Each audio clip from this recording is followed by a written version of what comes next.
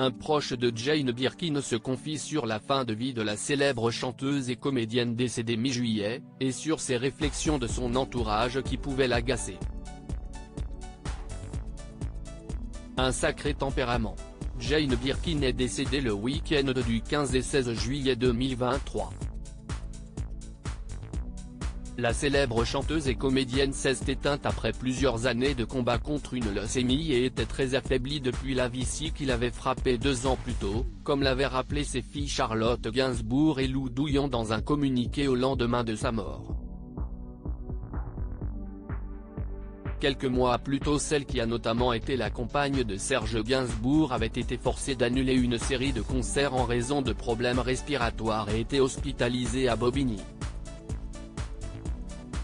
Ces remarques sur sa santé qui agaçaient beaucoup Jane Birkin, mais Jane Birkin a visiblement eu beaucoup de mal à accepter le fait d'être ainsi diminuée.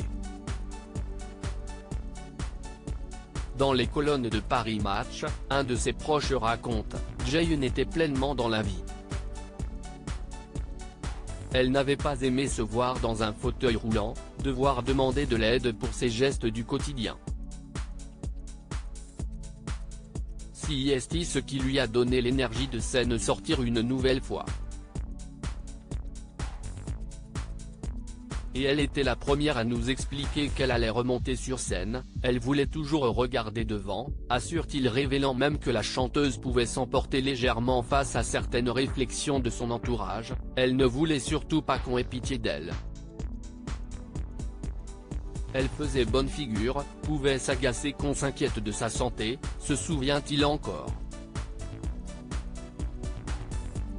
Jane Birkin se sentait prête à remonter sur scène, contrainte de rester assise durant plusieurs jours. Jane Birkin avait fini par remarcher à l'aide de béquilles. Sa condition physique semblait s'améliorer et elle avait eu la chance d'assister au mariage de son petit-fils Ben Natal, au début du mois de juillet. Elle envisageait même de remonter sur scène et avait sommé son manager de reprogrammer une date à l'Olympia.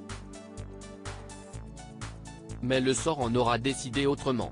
Alors qu'elle avait convaincu ses 2 filles de s'éloigner un peu de Paris pour profiter de l'été, elle a succombé à un deuxième AVC dans la nuit du samedi au dimanche.